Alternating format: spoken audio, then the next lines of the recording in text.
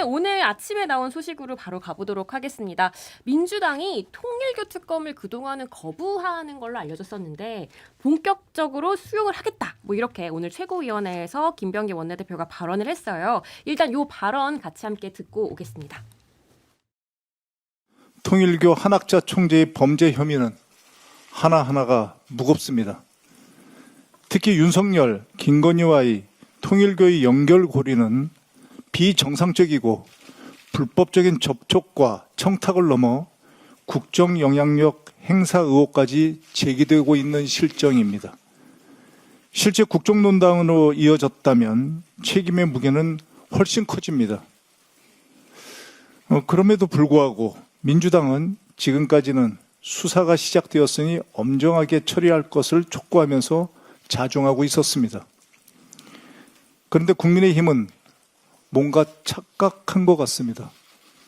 마치 민주당이 뭐라도 있어 특검을 회피하는 줄 알고 앞장서 통일교 특검을 주장하고 있습니다.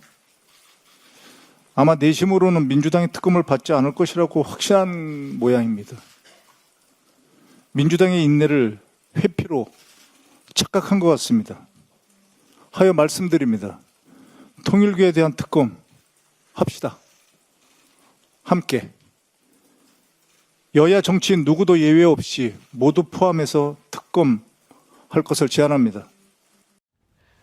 네, 김병기 대표가 오늘 최고위원회 회의에서 받겠다. 우리가 회피하는 건 아니다. 우리가 받을 수 있는데 그동안 우리가 인내해왔던 건데 이런 얘기가 나오는 이유는 지금 통일교 특검을 추진하는 주체가 민주당이 아니라 이제 개혁신당하고 그리고 국민의힘 두 정당이 연대를 한 거잖아요. 그래서 어제 천하람 대표하고 송원석 원내대표가 같이 만나서 합의를 했어요.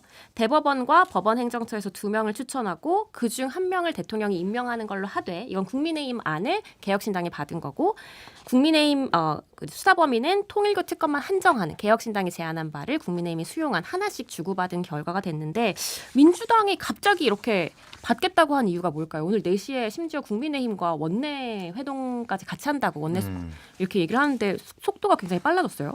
한 3가지 정도가 크게 있는 것 같아요. 이제 첫 번째는 여론이 이제 뭐 지난주 16일에서 18일 화수목에 조사 이제 한국갤럽 조사 이제 1,001명 대상으로 전화 면접 조사 보면은 특검 통일교 특검 62% 네. 받아야 된다라고 했고 특히 그 더불어민주당 지지층에서는 67% 나왔거든요. 진보로 한정해도 67%고 네. 국민의힘보다 더 높아요. 그렇죠. 그러니까 민주당분 이제 지지자분들의 이제 정서나 이런 걸 보면은 하나는 뭐 여야 막론하고 이거는 이번에 유착을 끊어야지 뭐 그럴 필요가 있느냐 이걸 안 받을 필요가 있느냐 그러니까 철저한 수사에 좀 더 방점이 찍혀 있는 것 같아요. 그리고 또 하나 이제 이 여론에 조금 이거를 질질 끌면은 안 좋을 수도 있겠다라는 거 하나. 두 번째는 이제 불리하지 않다라고 민주당 쪽에서 보는 것 같아요. 오늘 이제 아침에 중앙일보도 보도를 했는데 대선 한 5일 남겨놓고 국민의힘 뭐 의원이나 당협위원장들 접촉해가지고 정치자금 뭐 주려고 했다 뭐 이런 것도 나오잖아요. 실제 정권 이재명 정부의 정권 핵심에 닿아 있는 사람은 없는 것 같고 좀 파악을 해보니 그리고 이제 뭐 몇몇이 이제 연결이 돼 있으나는 그거는 뭐 이제 수사를 가봐야 아는 거고 일종의 저는 육참골단 같은 느낌입니다. 이제 육참골단. 예, 살을 내주고 뼈를 취한다. 국민의힘이 훨씬 더 많을 거다. 뭐 이런 생각이 있는 거고 또 하나는 이 내용이 마음에 안 들 것 같아요. 제가 보기에는 가장 이제 눈에 띄었던 게 두 국민의힘하고 개혁신당이 합의한 게 법원 행정처에 이거를 추천권을 주겠다라는 건데 지금 법원하고는 좀 긴장 관계에 있잖아요. 그렇죠. 차라리 이제 대한변협이나 그러니까 어차피 이거를 끌 게 아니면은 우리가 적극적으로 들어가서 좀 이제 우리가 좀 원하는 방향으로 이 법을 좀 만들겠다 협상을 하고 오히려 그런 거를 반대를 하면은 좀 저쪽을 좀 공세를 취할 수도 있고 뭐 이런 것들이 다각적으로 들어간 게 아닌가 그렇게 보입니다. 네. 국민의힘에서는 받을 줄 아셨나요? 다소 의외죠. 이렇게 빨리 받을 거라고 생각 못했어요. 아마도 뭐 여론의 숙성 기간이 더 필요하고, 저는 개인적으로는 지난 그 금요일에 갤럽 여론조사 나왔잖아요. 그게 영향을 많이 미쳤을 거라고 생각해요.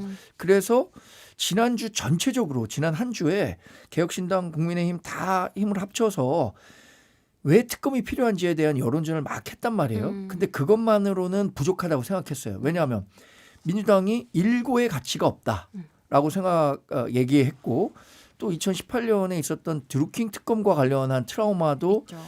의식 안 할 수가 없고 하기 때문에 자칫 뭐 특검 카드를 받는 것이 정치적인 압력에 굴복하는 것처럼 보이는 것 같아서 민주당이 이렇게 갑자기 받아들일지 몰랐는데 어쨌든 한편으로는 이런 생각도 들어요. 민주당이 적어도 여론에 반응할 줄 아는구나.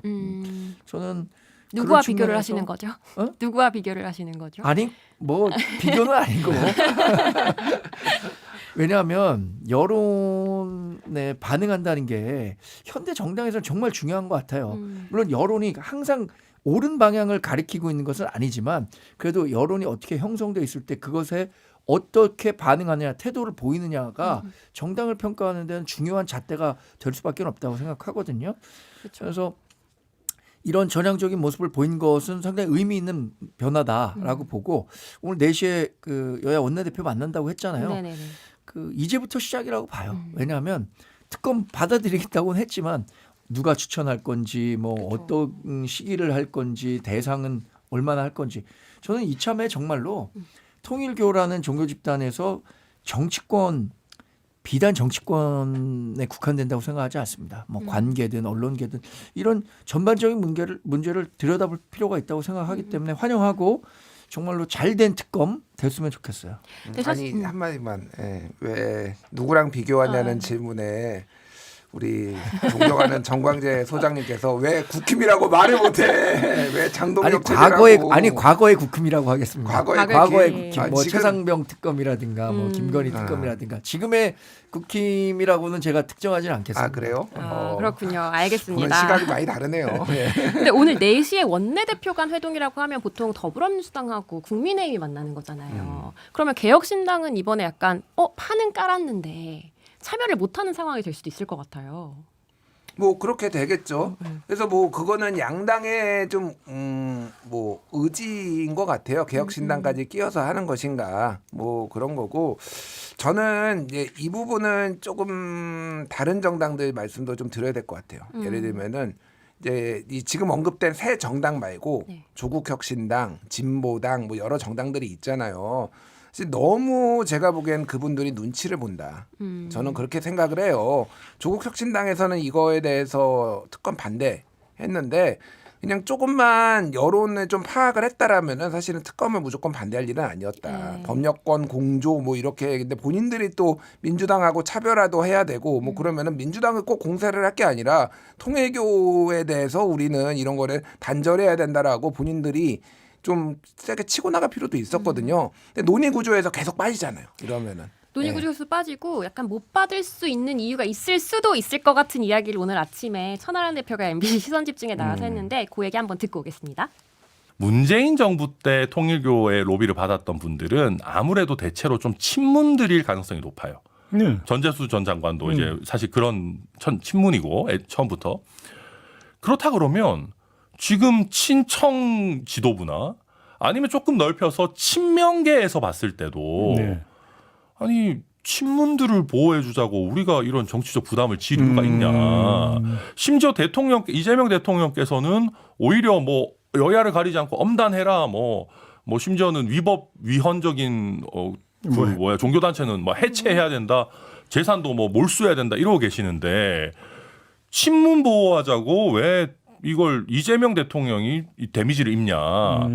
저는 정치적인 그런 부분들이 민주당 안에서 저는 작동할 수가 있다. 그러니까 천하람 원내대표 말은 통일교 로비 대상은 친명이 아니라 친문이기 때문에 친청 지도부나 친명계에서 굳이 친문을 보호할 필요가 없기 때문에 받을 수도 있다라고 오늘 아침에 예상을 한 건데 이 민주당 안에서 약간 좀 파장이 될 수도 있을 것 같아요. 개파를 이제 갈라치기를 천하람 원내대표가 시작을 하신 건데 어떻게 보세요?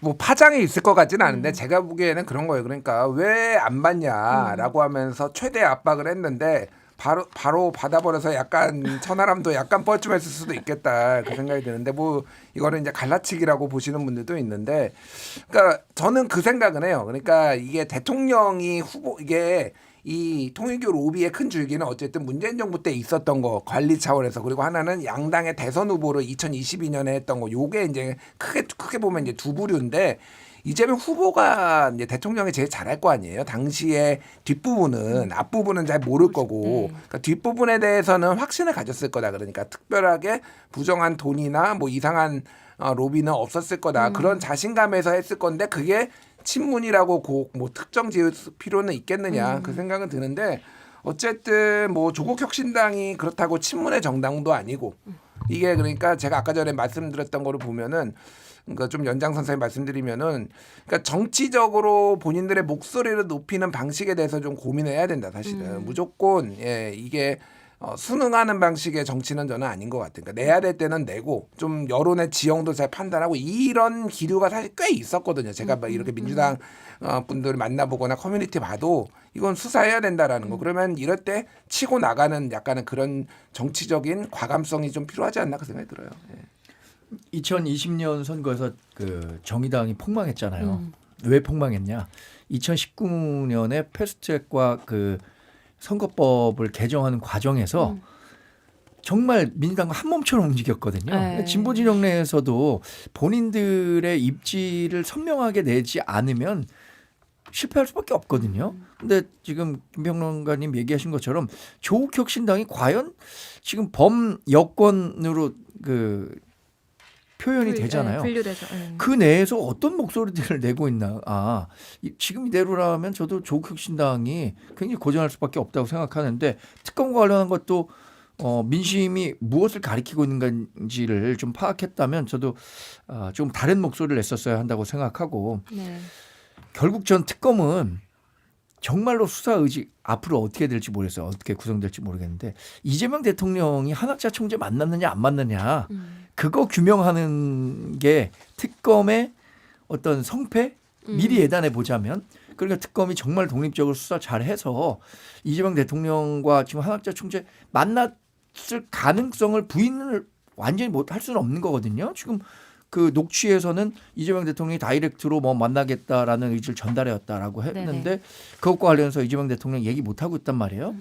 그래서 앞으로 진짜 갈 길이 멀겠지만 어쨌든 이번 기회로 부정한 외부의 권력이 정치권에 영향을 미쳐서 본인들의 기득권을 지키려고 했었던 것 이런 것들은 철저히 단죄가 됐으면 좋겠고 사실 2002년 대선 때 대기업들이 대규모 그 정치 자금을 그 대통령 선거 자금을 당시 한나라당과 민주당에 댔다 이거 하면서 그 이후로 상당히 좀 기업 측에서 직접적으로 네. 정치권에 돈을 대는 일들은 없어졌는데 종교계도 그런 게 계기가 됐으면 좋겠습니다.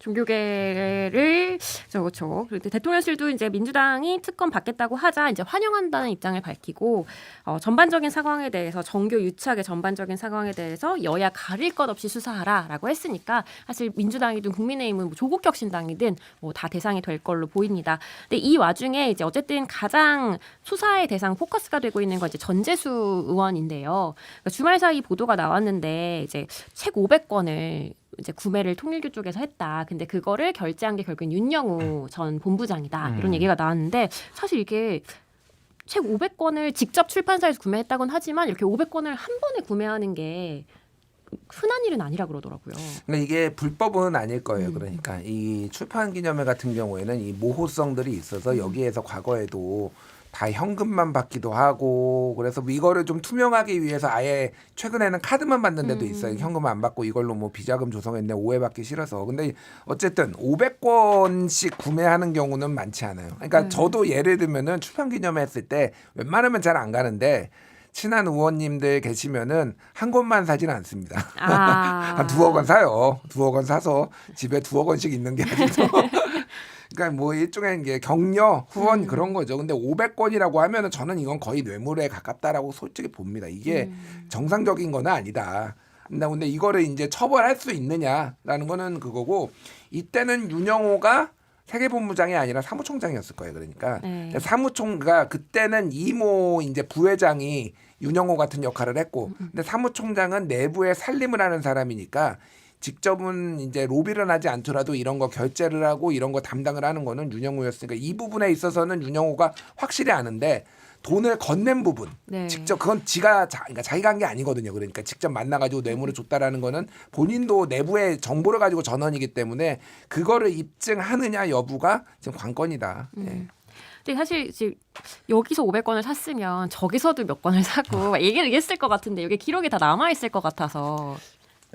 그 출판 기념회를 통해서 정치 자금을 모집하는 게 사실상 이 정치 자금법의 사각지대에 있다는 것은 정치권에 있는 모든 사람들이 다 알 겁니다. 네. 김민석 총리 후보자 시절에 재산 어떻게 형성했는가라고 보니까 경조사비하고 출판기념회에서 대략 뭐라고 말씀드렸냐면 저 정도의 경력을 가진 사람들이 하면 일정 정도의 금액이 들어온다라고 얘기했거든요. 그래서 저는 이참에 정치자금법과 관련해 그 출판 기념회 있잖아요. 완전히 규제할 수 있는 법안을 만들면 좋겠어요. 이게 실제로 정치를 하고 있는 현역 국회의원들의 엄청난 기득권입니다. 예를 들어서 저 같은 정치 신인이 출판 기념회 하는 것과 현역 정치인이 출판 기념회 하는 것과 그 과연 가서 누가 책을 얼마나 더 많이 사겠습니까? 그러니까 이런 기득권을 완전히 없앨 수 있는 제도 개선이 필요하다고 생각하고 이거는 사실 법적으로 의율하기가 굉장히 어려워요. 그래서 전재수 의원도 이거 영수증 다 끊어주고 세금 계산서도 했던 거다라고 떳떳하게 얘기를 하고 있는데 근데 과거 대법원 판례를 보면 뇌물과 관련해서 의율해서 처벌한 경우도 있다고 하더라고요. 근데 그게 굉장히 까다로운 조건을 다 충족시켜야 한다는 거죠. 지금 전재수 의원 같은 경우에는 그게 그 정도 사안으로 갈 수 있을지는 좀 두고 봐야 될 것 같습니다. 아니 근데 정광재 소장님이 이제 출판 기념회를 성토를 하시면서 중간에 네. 약간 톤을 높이시면서 속상해하셨어요. 그게 아니라 발음을 철판 기념회라고 하셨어요.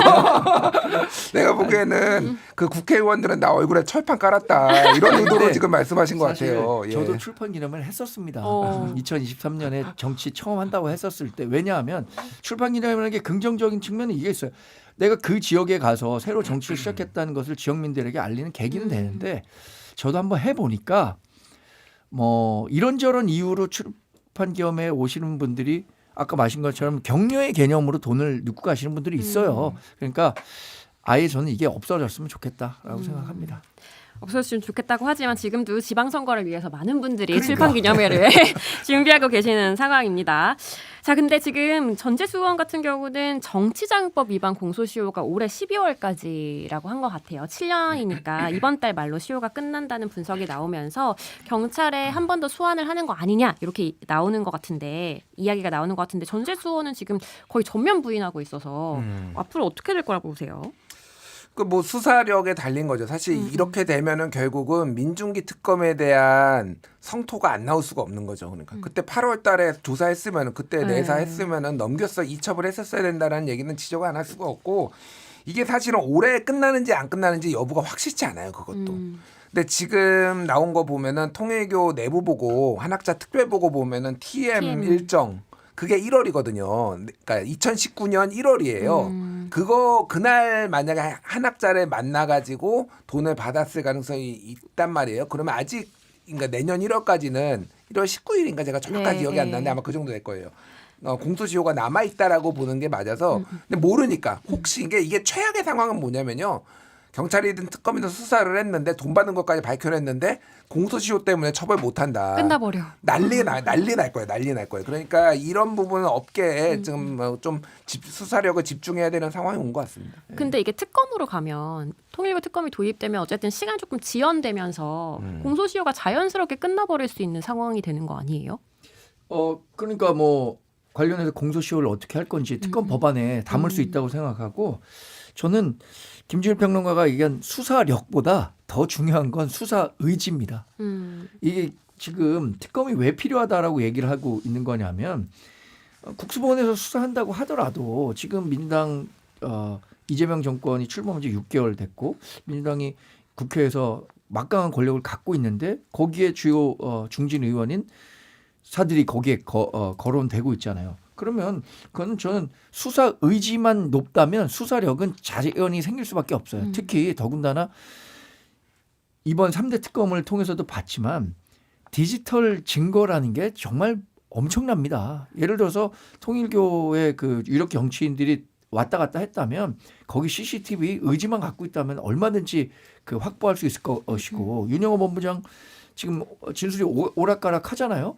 그 오락가락한 진술도 그 진술이 왜 바뀌었는지 뭐 이런 것까지 충분히 규명할 수 있을 만한 다양한 증거들을 수사 당국에서 찾을 수 있다고 생각하기 때문에 특검이 발족되면 그나마 지금 국수본이나 검찰이 하는 수사보다는 훨씬 더 많은 그 결과들을 도출해낼 수 있을 것이라고 기대하고 있습니다. 일단 좀 기다려봐야 될 것 같기는 한데 근데 이 전재순 의원이 재조사를 받을 수 있고 조사를 받고 있는 이런 상황에 여론조사가 하나 나왔는데 그러니까 부산 MBC 의뢰로 한국사회여론연구소 KSY가 지난 13에서 14일 부산 거주 남녀 1,003명을 대상으로 발표를 한 조사인데 부산시장 후보 적합도 조사에서 전재수 의원이 26.7% 그리고 현직인 박형준 부산시장이 24.5%로 오차범위 내긴 하지만 부산에서 민주당 의원이 앞서고 있는 이런 상황이 나왔어요. 이 조사 어떻게 보세요? 전재수 의원이 이런 식으로 뭐 박형준 시장보다 앞서고 있는 건 그 전에도 꽤 여러 개가 있었어요. 근데 이제 눈에 띄는 거는 통일교 의혹이 불거졌음에도 두 가지인 것 같아요. 하나는 전재수 의원이 강력하게 이거 본인은 부인을 하고 있는 상황도 있고 또 하나는 이게 사실은 여러 명이 연루가 됐잖아요. 그러니까 이게 박형준 시장도 심지어 이제 통일교 영상 축사를 했다 행사에 대해 영상 축사를 했단 말이에요.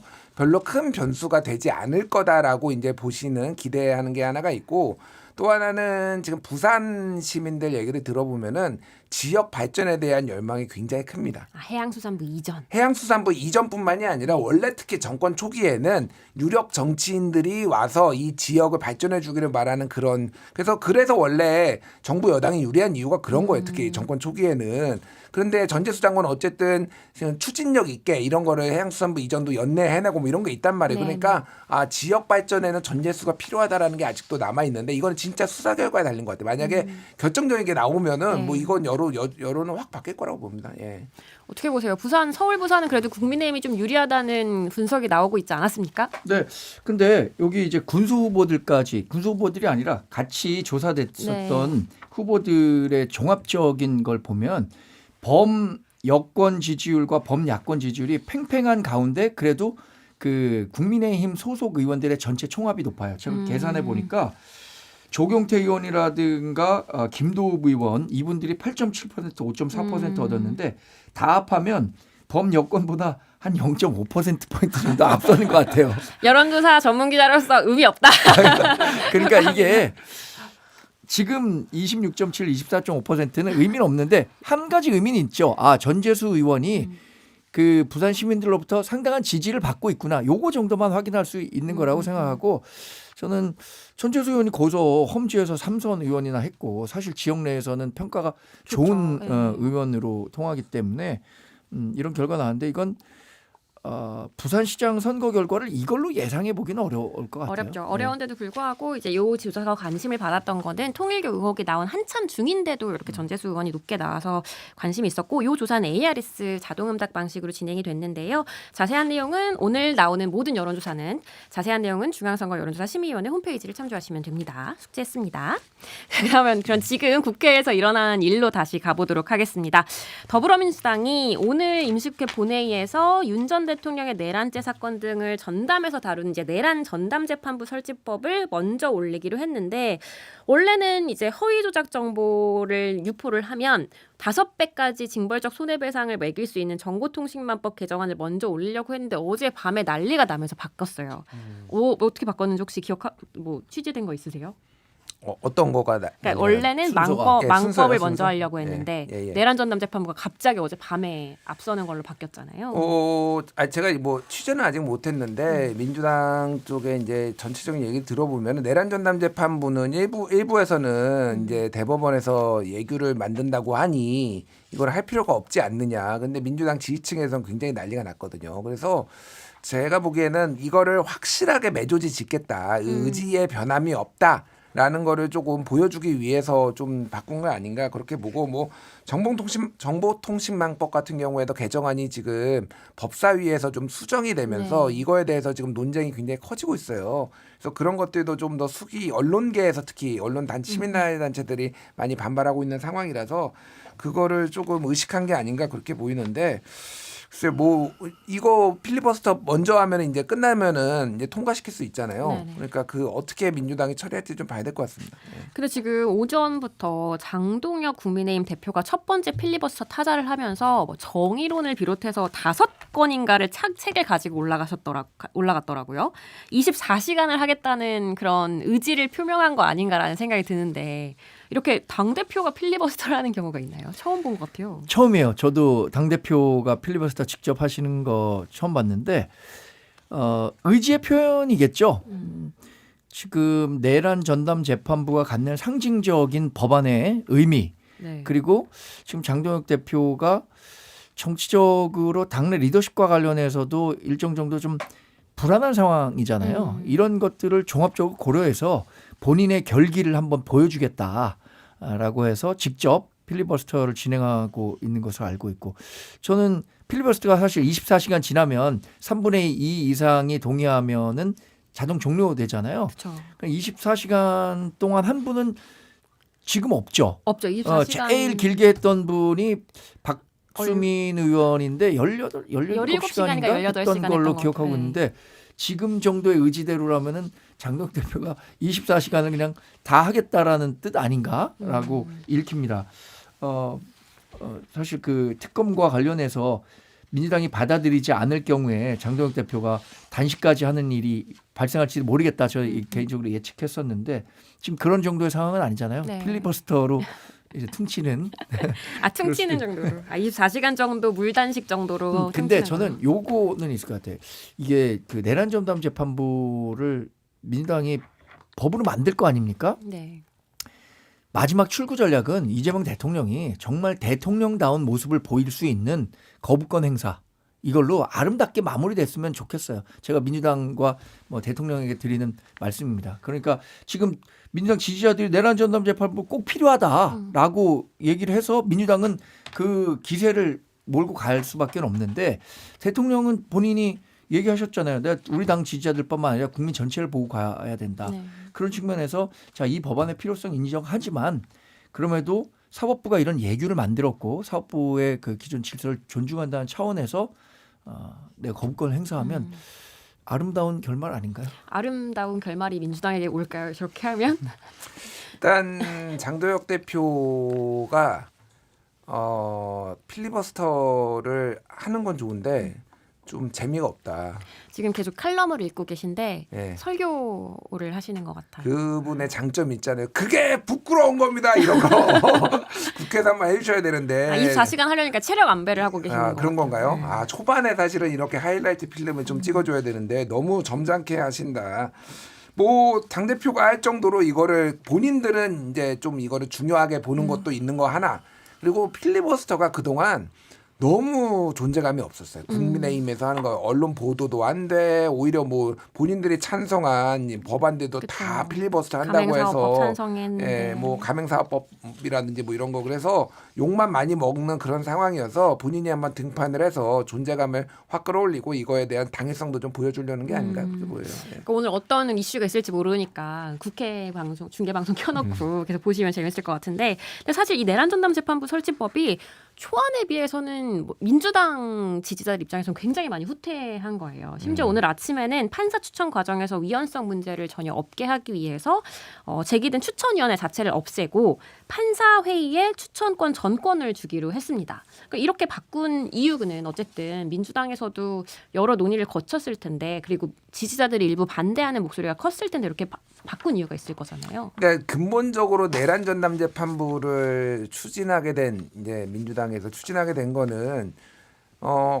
그 직위원 판사와 조희대 대법원장에 대한 불신이었던 불신. 것 같아요. 네. 그런데 조희대를 특히 이제 피하려고 하다 보니까 여러 가지 이제 문제들이 발생을 했잖아요. 그게 이제 법무부하고 헌재 사무처 추천 처음에 넣었다가 그것도 빼고 판사들 넣었다가 결국은 근데 이게 결국은 지금 대법 예규도 그렇고 무작위성 얘기가 계속 나오잖아요. 무작위 배당이 돼야 되는데 민주당이 수정한 것도 문제가 발생할 수 있다라고 하니까 조희대 대법원장을 빼고 판사회의에서 무작위하게 알아서 너희들이 결정을 해라 이런 거거든요. 그래서 이거의 홍보가 정청래 대표도 얘기를 한 거는 조희대의 추천권을 없애는 방향으로 했다라는 식으로 얘기를 하는데 그 내용을 들여다보면 어쨌든 판사들 너희가 알아서 해 이렇게 된 거예요. 법으로 이제 그렇게 된 거라서 사실은 이게 뭐 어떤 효과를 가져올지는 정확하게 아직은 좀 미지수입니다만은 위헌이 생겼을 경우에 문제성을 좀 최소화하기 위한 어떤 정무적 판단들이 있었다 이렇게 봅니다. 예. 근데 예규랑 크게 다르지 않은 것 같아요. 이렇게 거의 보면. 비슷하죠. 예. 예, 예. 그래서 제가 이재명 대통령이 대통령다움 저는 사실 몇 차례는 이재명 대통령의 대통령다움을 연출했다고 생각합니다. 뭐 상대 진영에서 정치를 하는 사람이지만 그 대표적인 게 일본과의 관계였다고 보거든요. 사실 민주당이 야당일 때는 그 반일 감정을 정치적으로 엄청나게 이용했죠. 후쿠시마 원전수 문제라든가 그럼에도 불구하고 본인이 대통령이 된 다음에 과거보다는 미래로 가자는 메시지를 주고 다카이치 사나의 굉장히 강경 보수 세력을 대표하는 일본 정치인이 총리가 됐음에도 불구하고 두 사람이 만나서 그런 모습을 보였을 때 아 이제 야당 대표가 아니라 대통령다움을 가져가려고 하는구나라고 생각했거든요. 지금 이 문제가 저는 그런 모습을 보이는데 굉장히 중요한 시험대가 될 거라고 생각해요. 이번에 사실 국정 업무 보고회 때 또 본인은 자신이 일 열심히 하고 유능하고 이런 것들을 보여주려고 했지만 대통령의 권위 아니면 대통령다움을 보여줬다라고 평가하기는 저는 어렵다고 보거든요. 진짜로 우리나라의 대통령이 이재명이라는 점을 보여주려면 이런 지지자들만 하고 보고 하는 정치가 아니라 국민 전체를 보는 정치 했으면 하는 바람입니다. 상대당에서 이렇게 대통령다움을 강조하는 거는 되게 드문 일인데 어쨌든 그렇게 봤고 또 어쨌든 조희대 대법원장은 출근길에 이제 이렇게 본회의 상정한다고 하니까 같이 검토해서 말씀드리겠다 이렇게 하고 들어갔다고 하는데요. 일단 오늘 판사회의가 있으니까 국간회의가 있으니까 그거 어떻게 진행되는지도 같이 지켜보셔야겠습니다.